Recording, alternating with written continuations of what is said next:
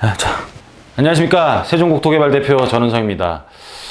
자, 오늘은 재개발 그리고 예정지역 소액투자가 답이다. 자, 왜 이렇게 이제 제목을 이렇게 정해서 왜 이렇게 되는지 한번 기사를 보고 추론해 보는 시간을 갖도록 해보겠습니다. 어제 신문에 이게 나왔어요. 강남 재건축 3억씩 뚝뚝, 신축은 선방. 예전에는 이렇지 않았거든요. 예전에는 어땠냐면 신축의 가격이 확정돼 있고 신축 가격이 올라가면은 재건축도 올라가게 되고, 그리고 신축 가격이 떨어지면은 재건축에 대한 가격도 떨어졌었어요. 왜 그런 현상이 발생을 했냐면, 모든 거는 신축으로 가는 과정 속에, 재건축이 신축으로 가는 과정인데, 여기서 이제 이 건축비는 거의 뭐 추가 부담금이라고 하는데 이런 거는 거의 동일한데, 얘가 이제 신축이 떨어지게 되면은 건축비는 동일하니까는 나머지 재료의 값이 떨어져야 되잖아요. 그래서 재건축 예정 아파트가 떨어지는 거예요. 이거는 이제 가공비라고 보고, 가공비는 동일한 거고, 완성품의 가격이 떨어지면은 재료의 값이 떨어지는 거죠. 재료의 값이 떨어지고 완성품의 가격이 올라가면은 재료의 값도 같이 따라서 올라가는 우리가 경험했었는데, 지금은 오히려 이 신축이 가만히 있더라도 재료값이 떨어지는 희한한 현상이 요즘에는 발생을 해요. 그래서 왜 이런 현상들이 발생을 하고, 그리고 앞으로는 우리가 이런 현상들에 대해서 어떻게 대처해야 되는지에 대해서 오늘 강의를 진행하도록 하겠습니다. 자, 지금 부동산 위축의 원인, 이런 원인들이 보면은 지금 말도 안 되는 공시가격 상승, 지금 뭐 연세 있는 분들 난리 났습니다. 이제 난리 나가지고 30년 동안 집 하나 지켰는데 이게 웬 말이냐 난리 났죠 이제. 그리고 전세 가격이 지금 좀 하락을 하고 있어요. 하락을 하고 있고, 그리고 좀 부동산 규제, 뭐 강력한 규제죠. 역대 규제 중에 가장 강력한 규제, 이런 것들 때문에 지금 부동산 시장이 굉장히 위축돼 있습니다. 여기에 또 하나 더한다면은 삶의 스타일 변화도 한 몫을 굉장히 하고 있는 것 같아요.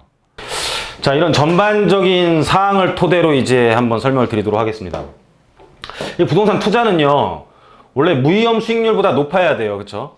무위험 수익률이라는 것은 이제 그 은행 전혀 위험이 없는 뭐 적금 이런 거 되겠는데, 이런 거보다 높아야 되는데, 요즘 같은 때를 보면 이제 수익률에서 통상적인 물가 상승률을 빼고 이제 이런 것들을 다 뺐을 때 얘보다 높아야 되거든요. 이제 부동산으로 직접적으로 버는 돈에서 통상적인 물가 상승률, 이런 것들을 이제 기회비용이라고 볼 수도 있는 거예요. 이제 이런 거 빼고, 거기에 대해서 보유세도 빼고, 투자 금액에 대한 이자도 빼고, 그래서 이게 지금 하나 더 들어갔습니다. 정책적인 리스크를 뺐을 때 무위험률 수익률보다 높아야 돼요. 그러니까는 절대적인 그냥 부동산의 상승 금액만 보고 거기서 이런 것들을 쭉 뺐을 때 이거보다 높으면 투자를 하는데, 사실 요즘에는 이렇게 장담을 되게 못하고 있죠. 그래서 수익률에 대한 장담을 못하다 보니까는 다 돼 있는 상품으로 다 가는 경향들. 그리고 또 하나는 욜로라이프라고 해가지고, 아까 삶의 어떤 질에 대한 변화인데, 욜로라이프 뭐냐면은 이게 그냥 인생은 단 한 번뿐이다. 무슨 소리냐면, 쉽게 말하면은 그냥 먹고 죽은 귀신 때깔도 좋다, 이거랑 똑같은 겁니다. 그래서 그냥 지금 있는 순간 잘 살자. 그 미래는 뭐가 중요하냐, 지금 내가 당장 잘 살면 되지, 이런 거예요. 근데 우리 옛날 어른들은 이러지 않았거든요. 옛날 어른들은 진짜 안 먹고 안 쓰면서 미래에 대한 투자를 하는 게 어떤 뭐 당연한 어떤 우리의 삶의 그 라이프 스타일이었어요. 그래서 안 먹고 안 쓰고 현재랑 미래랑 바꿨었죠. 그러니까 현재의 불편함으로 미래에는 편하게 살자, 이런 생각이 되게 많았었어요. 그래서 뭐 옛날에는 뭐 젊어 고생은 사서도 한다 막 이랬었는데, 요즘 뭐 고생 이런 것들 뭐 사서 안 하잖아요. 왜냐면은 뭐 간접 경험할 수 있는 게 너무 많아요. 뭐 SNS 이런 통신 뭐 이런 기능들이 너무 발달하면서 간접 경험을 너무 많이 할 수가 있어요. 그래서 뭐 사서 고생 안 해도 뭐 충분히 다 안다 막 이러는 거죠. 그리고 그냥 지금 순간을 즐기자, 현재랑 미래랑 나는 바꾸지 않을 것이다, 뭐 이런 성향이 많다 보니까는 요즘 젊은이들은 오히려 이제 미래에 대한 투자를 안 하고 현재 신축 물건에 대해서 관심을 훨씬 더 많이 가지는 스타일로 이렇게 변했습니다. 그래서 이 재건축과 재개발 이제 수익률을 한번 볼 건데, 재건축과 재개발을 보면은요, 재건축은 처음에 되게 비싼 금액으로 사게 돼요.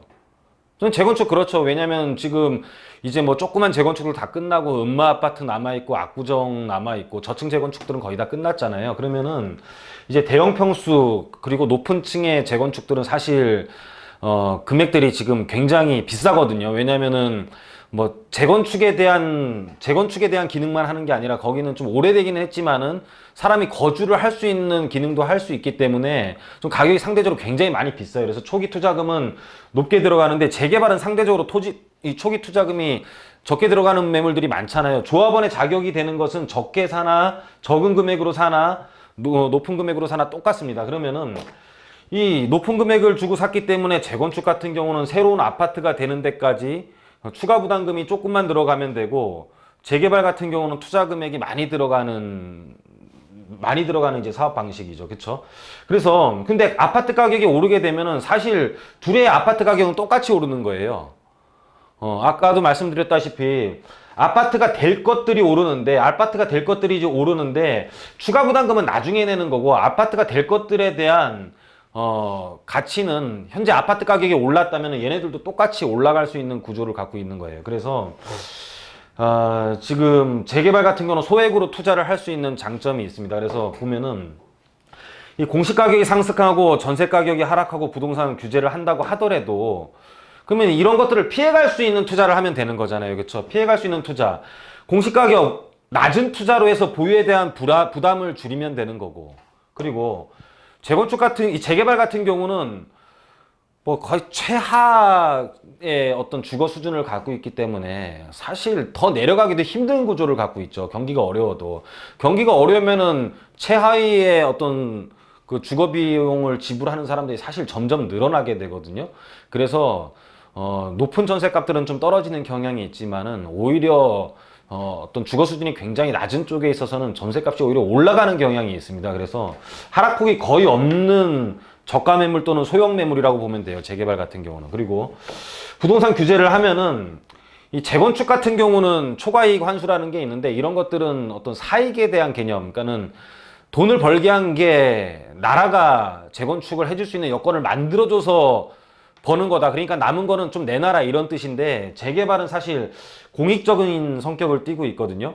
그래서 공익적인 성격을 띠고 있기 때문에 이런 것들이 없어요. 그래서 추가적인 규제가 더 나오기가 굉장히 어려워가지고 지금 재건축에 대한 가격이 떨어지면서 오히려 반사 효과를 받을 수 있는 것도 재개발이라고 봅니다. 그래서 이 주택을 보면 이 삶의 질이 올라갈수록 주택도 소모품이에요. 여러분들 옷 없어서 옷 사는 사람이 있습니까? 아니죠. 뭐 옷은 되게 많은데 입을 게 없잖아요. 희한하게. 그런 것처럼 삶의 질이 올라가면, 근데 옛날에 우리가 못 살 때는 옷 없으면 뭐 있는 것도 기워 입고 막 그럴 때도 있었잖아요. 옛날에 뭐 단벌 신사 뭐 이랬었고. 그랬었는데 요즘에는 옷이 많아도 옷을 계속 사죠. 삶의 질이 높아지니까. 집도 마찬가지예요. 여러분들 지금 현재보다 만약에 수입이 한 3배 이상 늘었다고 가정을 합시다. 예를 들어. 지금 그 집에 만족할 수 있을 것 같아요? 아니에요. 집 있다고 해서 집을 안 사는 게 아니라 삶의 질이 점점 올라갈수록, 소득이 올라갈수록 주택도 소모품에 가까우면서 계속 있어도 바꿔야 되는 걸로 바뀌어요. 있어도 사야 되는 걸로. 옷이 없어서 사는 게 아닌 것처럼. 그래서 주택도 일종의 소모품인데, 문제는 뭐냐면은 사고 싶다고 살 수 있는 물건이 아니에요. 그래서 미리 준비해야 돼요. 우리 재건축 재개발 하게 되면 앞으로 재건축하는 물건들은 일반 분양 물건들이 훨씬 더 적게 나오겠죠. 왜냐하면은 현재 지금 개발이 어느 정도 고밀도로 되어 있는 거기 때문에 조합원들이 많은 차지를 하고 있는 거잖아요.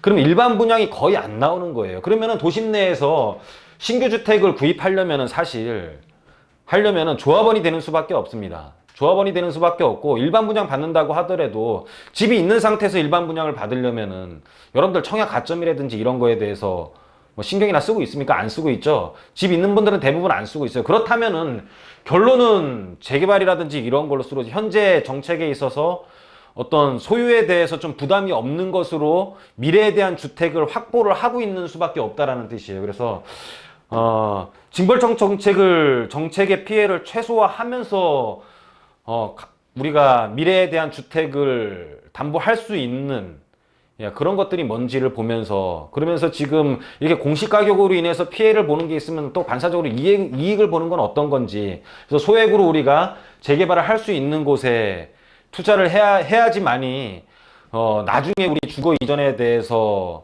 우리가 자유로워질 수가 있고 나중에 대해 우리 그 어떤 신규 주택에 대한 욕망을 채울 수가 있어요. 안 그러면은 신규 주택에 대한 욕망을 채울 수가 없습니다. 그래서 한번 여러분들 잘 생각해 보시고요. 그래서 아까 그런 것들 때문에 뭐 신규 주택에 대한 가격도 당연히 또 올라가는 거고 뭐 요즘에 삶의 스타일도 많이 바뀌었고 그래서 여러분들 어떻게 투자를 해야 되는지 뭐 재개발 예정 지역에 소액 투자가 지금 현 어떤 여러 가지 정책과 현재 스타일을 반영했을 때 그 소액 투자를 해놓으면은 뭐 미래와 현재는 그렇게 바꾸는 건 아니잖아요.